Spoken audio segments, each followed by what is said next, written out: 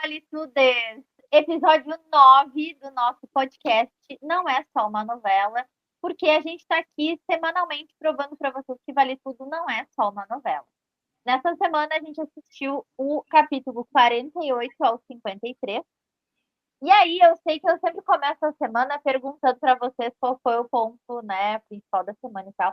Mas dessa vez eu vou já tomar a palavra e dizer para mim a palavra. Não é que é a palavra da semana, mas a palavra que define, assim, né, o momento, para mim, se chama gamão. Discorram agora. Verdade. É oficialmente a semana do gamão. E aí, vocês já pararam para pesquisar sobre o gamão? Não. Espero que tu tenha feito essa pesquisa para poder nos agraciar com conhecimento. Eu fiz essa pesquisa e que é um jogo que ele costuma aparecer bastante, não só em novela, filme. Ele, inclusive, apareceu no 007 já, um 007 antigão, assim. É um jogo bem famoso. É um jogo bem famoso. tradicional, assim. E ele é, inclusive, é derivado de um jogo que jogavam no Egito Antigo. Então, um negócio, assim, milenar, né? Tipo, sei lá, é muito antigo. Não vou dizer pré-histórico, mas, né? É muito antigo. E aí que ele é extremamente complexo, né? Porque ele tem aquele tabuleiro. E aí eu sempre achei que o gamão fosse um jogo tipo general, que é aqueles jogos dados, é basicamente sorte, mas não, o gamão tem estratégia também, né? Enfim, tem vídeos no YouTube, para vocês terem uma noção, um dos vídeos do YouTube que eu vi, que obviamente que eu não vi todos, porque eu não tenho a intenção de aprender gamão, eu só queria ter uma noção de como é que era. Eu até tive um pouquinho de vontade de aprender. Tinha meia hora o vídeo. Então é um jogo que, como o César passa a madrugada inteira ensinando a Fátima, a gente já presume que não é qualquer jogo, não é dorminhoco, entendeu? Sim. Eu inclusive, acho que a frase da semana deriva dessa questão do gamão e do aprendizado do gamão, que eu acho que define muito a Fátima e o que acontece ao longo da semana, principalmente em relação às coisas que ela quer, que ela deseja, que é: eu consigo o que eu quiser, é só me dedicar. Porque ela fala isso quando ele diz para ela, mas tu não vai aprender. É muito difícil, um negócio que assim, é muito complexo e tal. E ela disse: não, eu vou. Se eu quiser, eu vou, é só me dedicar. E aí eles passam a noite inteira ali, no final ela ainda ganha, né? E aí não só no final ela ainda ganha, quando ela vai lá para o campeonato, ela ainda consegue ganhar do Marco Aurélio e passar adiante, né? Então, assim, ela é muito obstinada mesmo. Quando ela bota, ela enfia uma coisa na cabeça, ela vai até. E aí é o que a gente já falou muitas vezes, né? Ela passa por cima do que for, porque o que ela quiser, ela consegue.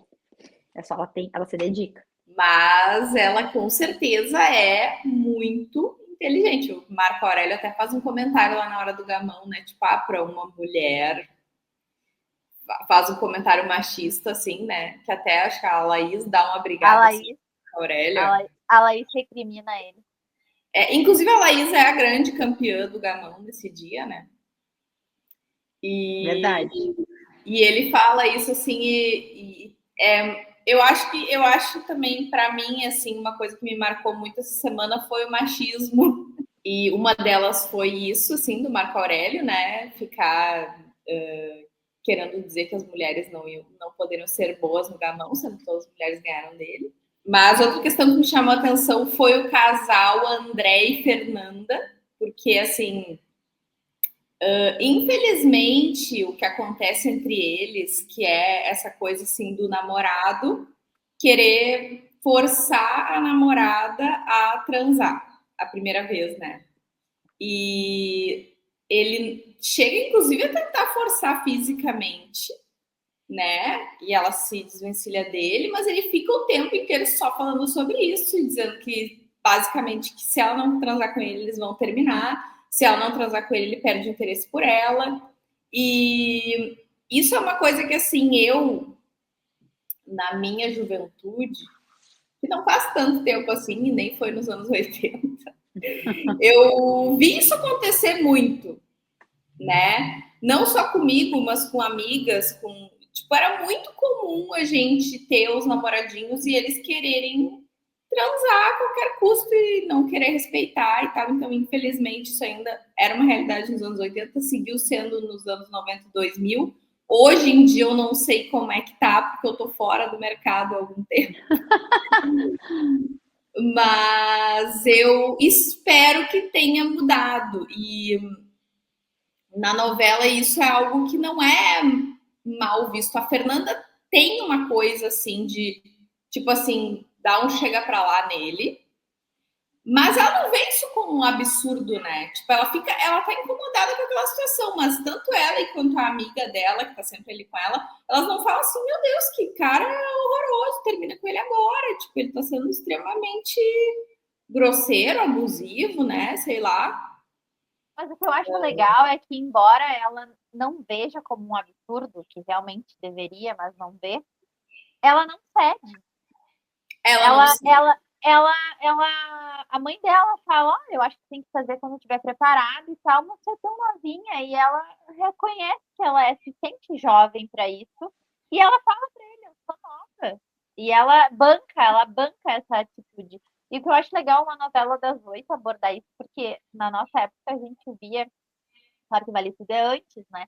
Mas na nossa época a gente só via esse tipo de debate, assim, mais explícito, entre aspas, na Malhação, né? Uma novela de jovens. Agora uma novela das 8 é legal, porque a novela das 8 abrange todos os públicos. Então, isso foi uma coisa que eu achei legal, assim, eu pensei sobre Mas isso. eu acho que isso é uma questão que foi bem falada em várias novelas. Até recentemente eu vi aquela que tem a Edviges, né? Ah, é verdade, que ela E era uma aí das 8 também. essa que é uma novela do Manuel Carlos e que é Mulheres Apaixonadas e isso tem bem forte também e é um cara e aí Edviges tem ali tem um relacionamento que é um relacionamento de certo modo saudável, assim, o cara é legal e tal, e mesmo assim ele força ela, mas ela não quer, porque ela quer casar virgem, é um objetivo dela, enfim. E aí tem isso também, assim, eles até chegam a terminar e tal. Eu É acho isso verdade, eu tinha importante esquecido e, disso. sinceramente, eu acho que isso é uma coisa que volta e meia tem que ser falada de novo, porque talvez alguém esqueça, sabe? E aí o André, inclusive, ele fala uma coisa para ela, já que a gente estava falando sobre isso, eu acho importante mencionar, é que ele diz: "Ah, você tá sempre me provocando, você fica provocando, provocando, provocando, e aí depois tu sai fora", entendeu? E aí eu gostaria de dizer aqui da minha posição de mulher, que eu duvido que nenhuma mulher nunca tenha ouvido isso. É verdade. Sabe? Então, assim, isso serve para uma pessoa que vai ter a sua primeira vez, como serve para uma pessoa que simplesmente já tem uma experiência, mas que não tá afim naquele momento, entendeu? Ou que mudou de ideia, ou enfim, qualquer coisa do gênero. Mas eu ouvi isso muitas vezes, Não, sabe? e no E eu caso acho isso dele, um assim, completo absurdo. Como não, e assim provocando? no caso dele, inclusive, ele fala que ela tá provocando. Se ela tivesse realmente provocando, não seria um problema, porque não tem nada a ver uma coisa com a outra. Mas ela não tá. É só o fato dela estar ali, dela estar existindo, dela estar com uma roupa, dela tá. Aí ele já considera que ela tá É, provocando. porque. Não, e por ela ser uma pessoa que eu gosto muito da personagem, da forma como foi construída essa relação, inclusive com a mãe, que a gente já mencionou também. Porque é uma personagem que, apesar de ser nos anos 80, no final ali dos anos 80 e tal, mas aí tá saindo de um momento também que foi muito conturbado e muito difícil de ser abordado esse assunto tão explicitamente no Brasil e tal, né? De tudo que foi passado, tudo que a gente tinha acabado de passar historicamente. É, e ela é muito segura, sabe? Porque ela é uma menina, ela é muito jovem, mas como ela tem uma mãe que ela conversa, ela se sente muito à vontade para aquilo, com aquilo dentro de casa, ela é muito segura, ela não, ela até se questiona de um certo modo, mas ela pega e fala para ele não e acabou, entendeu?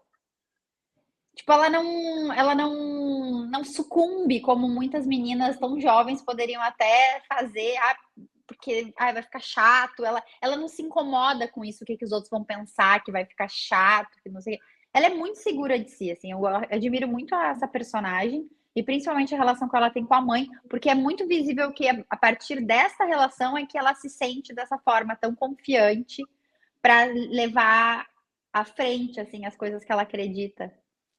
E eu, ouvindo agora a Lola falando, e eu antes ia falar exatamente sobre a relação da Eunice com a Fernanda e como elas têm essa relação aberta. E apesar de na conversa delas não ter tido uma conversa no sentido de ai, vamos falar sobre métodos anticoncepcionais ou sobre camisinha e tal. Não tinha, não teve essa conversa, mas ela estava falando que ela tinha que se sentir pronta, que ela tinha que entender os riscos, enfim, né?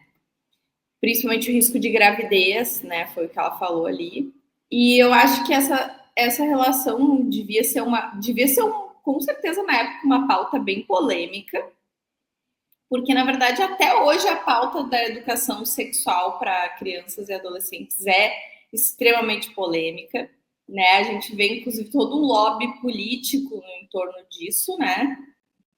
E o quanto que a educação, na verdade, ela vem não para incentivar, mas para trazer segurança, porque a Fernanda é justamente isso, ela tem a educação em casa e a liberdade, e aí ela decide que ela não vai se apressar, né? Com certeza, exatamente. E aí acaba que pode vir um cara como o André vir falar o que ele quiser, que ela não vai arredar o pé. E aí eu queria pegar um gancho, já que a gente está falando dessa parte sexual e do núcleo Eunice e Fernanda, que a Eunice apareceu bastante nessa semana também, uma questão de sexo, mas agora vê com a Leila. Porque não é só uma menina de 15 anos que pode ter suas inseguranças, né? Uma mulher na idade da Leila, não sei qual é a idade da Leila, mas nessa faixa etária, uma mulher mais madura, também pode ter. E eu achei legal também trazer isso, assim, e a Eunice quer conversar, e para a Eunice não é um tabu, sexo não é um tabu. E aí entra muito em evidência, assim, essa dicotomia, porque para uma é muito e para outra não é nada, né? Sim. Sim, eu acho que a Eunice foi um personagem muito ativo nessa semana, tanto em relação à Fernanda ali, quanto em relação à Leila, porque a gente tem agora a revelação da Leila, na verdade, né? Que é a questão de que a Leila, e inclusive a Fernanda, eu acho que fica essa dicotomia entre Leila e Fernanda, porque assim, a Fernanda tá ali jovem, na flor do desenvolvimento, cheia de hormônio, cheia de dúvidas, e com aquela mãe dando liberdade para ela. E a Leila, do outro lado, tendo sido uma pessoa que cresceu completamente reprimida e que nunca conseguiu se expressar sexualmente, né? Então a Leila tá ali, é colocada ali como uma mulher que tem uma frigidez, assim, mas na verdade ela é uma mulher fruto de uma educação provavelmente muito repressora, muito sem educação mesmo. Eu acho que ela não tinha educação sexual e do corpo dela, do que acontece, enfim, né? E aí ela tava sempre reclamando da Fernanda, mas tu vai deixar ela com o namorado? Mas tu vai deixar, porque aquilo era uma coisa que estava incomodando ela. Por quê? Porque para ela aquilo é mal resolvido. Né? Inclusive, colocam ali o motivo da separação dela do Ivan, né? Porque, na verdade, ela nunca gostou de transar com ele. E eu acho que ela, por um lado, achava que ela não gostava de transar porque não gosta do ato, não gosta do ato em si, entendeu? E eu acho, mas eu acho que isso também é uma coisa que tu trazer este assunto nessa época também é uma, porque ainda hoje eu acho que isso ainda é um tabu, sabe? Eu ainda acho que ainda hoje é, porque tem muita gente, inclusive, que fala, que faz e tal, mais para não estar por fora de um determinado assunto, quando tem muitas mulheres conversando sobre aquilo, do que propriamente dito, não, eu realmente sinto isso que estou falando a respeito, sabe? E aí eu acho, e aí as coisas não eram tão faladas assim, e trazer esse assunto lá em 88, dessa forma, e dentro de uma casa em que tem essas duas pessoas, essas duas figuras, eu acho isso também muito genial, sabe? Porque mostra essa menina jovem. Muito bem amarrado, né? Muito bem amarrado, muito bem amarrado. E o fato de que elas estão juntas ali na mesma casa, fica mais evidente ainda essa distância, né? Sim, é verdade. Isso aí foi. São pequenos detalhes que fazem Vale Tudo ser tão boa, né? Que a gente encontra essas complexidades, essas nuances e esses assuntos importantes dentro de pessoas assim que não são do núcleo principal, não são os protagonistas da novela, mas trazem toda uma riqueza, né? Sim. Eu acho que pela primeira vez fica explícito, digamos assim, porque todo mundo já sabe, já presume, mas fica explícito que a Cecília e a Laís são um casal por conta da fala do Marco Aurélio, né? Porque o Marco Aurélio tem muito preconceito com o Thiago e fica com medo do Thiago, enfim, ser homossexual, e dele fala, já basta a Cecília. Então, ali nós estamos na semana do capítulo 48 a 53, pela primeira vez fica ali explícito, porque até então a Cecília e a Laís são sócias, as duas têm a pousada, nunca foi falado delas como um casal, né? Não, e ali, inclusive, aí ele fala isso, e aí depois, em outro capítulo, na mesma semana, elas estão na sala com a Celina, e aí a Cecília fala que vai colocar a Laís no testamento. Também nessa época existe essa preocupação da Cecília com o testamento, porque a pousada é em nome dela. E nessa época, vamos lembrar, não existia ainda a união estável homoafetiva. Então, exatamente, não seria possível a Laís entrar na justiça e dizer, eu tinha uma união estável, então eu sou herdeira. Nós éramos casadas. Não isso aí é isso. recente, né? Eu não sei que ano foi a questão da união civil, né? Mas é super recente. Eu acho que é coisa de 10 anos, 15 anos, assim, mas é super recente. Muito. E, gente, essa semana, agora falando sobre o Marco Aurélio, essa semana finalmente foi descoberto de quem é a mala. A mala era os dólares, na verdade, né? Não era nem a mala, eram os dólares. Porque primeiro ficam achando que é do Renato. Aliás, eu fiquei com muita vergonha alheia. Então, eu fiquei com muita vergonha alheia no episódio, no momento que eles estão na Tomorrow e o Renato chega e aí fica aquela desculpa mega esfarrapada da Raquel com o Ivan, porque o despachante... Gente, o que foi aquilo? Fico muito vergonha. Ele ficou desconfiado. Exatamente. Ele ficou desconfiado, porque aquilo caiu muito mal. Ele só parou de ficar desconfiado quando ele foi perguntar pra Leila e a Leila enfiou o relacionamento deles na história, porque daí ele focou, porque senão, né? Mas, não, agora deixa eu só fazer um comentário sobre isso. O quanto o Ivan é desagradável nesse momento. O quanto quando ele enfia uma coisa na cabeça dele, aí ele começa a envolver todo mundo, e aí ele começa a ficar, tipo assim, essa parte, eu fico muito incomodada com ele, me chega a me dar nojo, assim, sabe, do jeito dele, o jeito como ele pressiona a Leila, o jeito como ele pressiona a Raquel, que são pessoas que estão ali por ele e pra ele, e estão sempre ajudando ele, mas o jeito como ele vira as coisas, faz elas fazerem, sabe? Eu acho assim. O Ivan essa semana. E eu acho que. Não, essa semana o Ivan, assim, ó.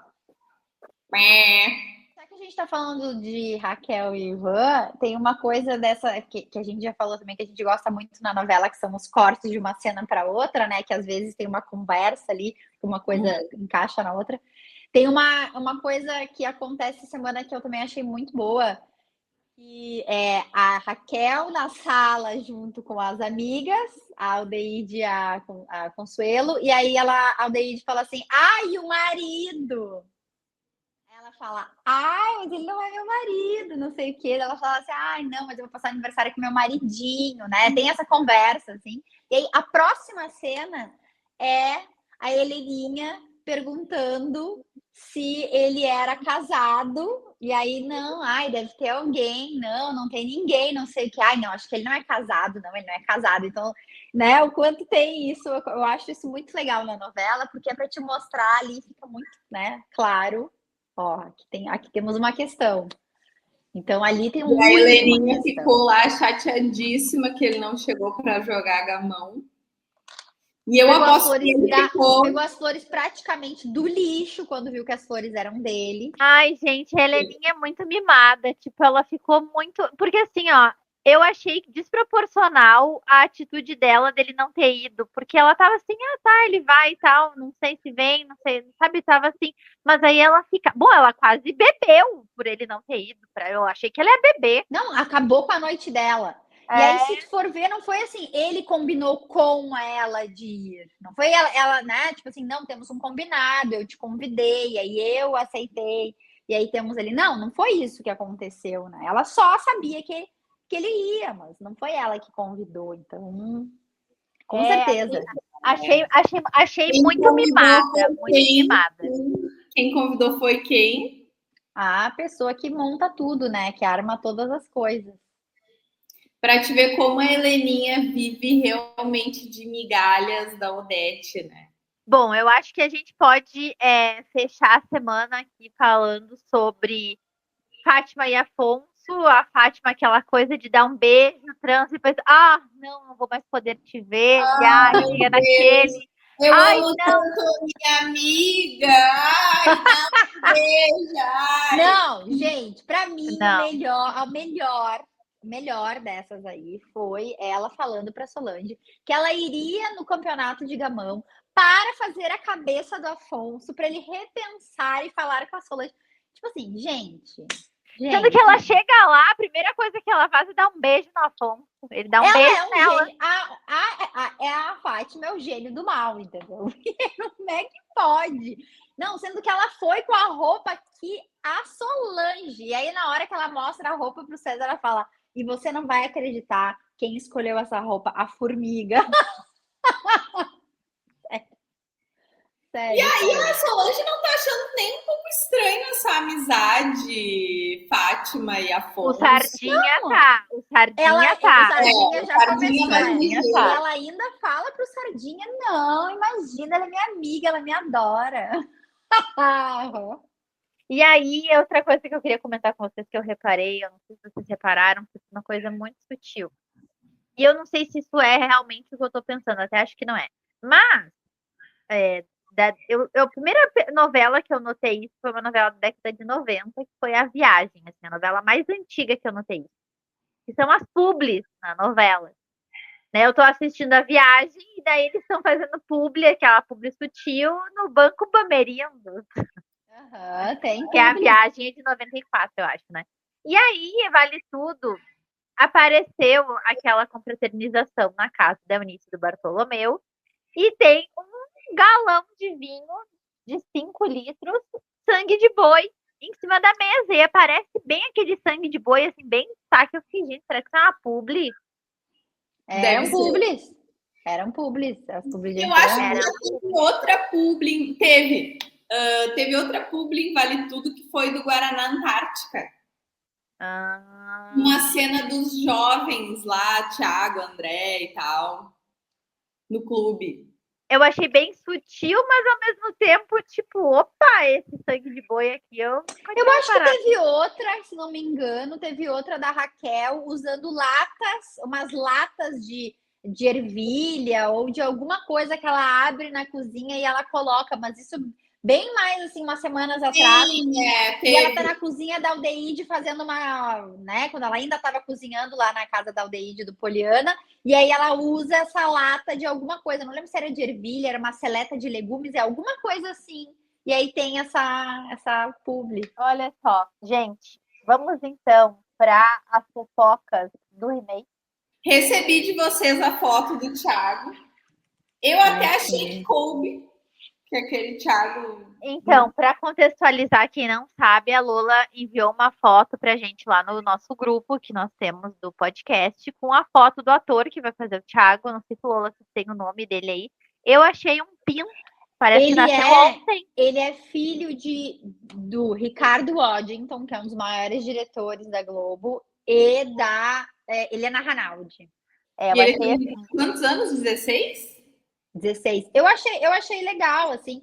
E ele vai ser um menino que vai sofrer de crises de ansiedade, né? Vai ter transtorno de ansiedade.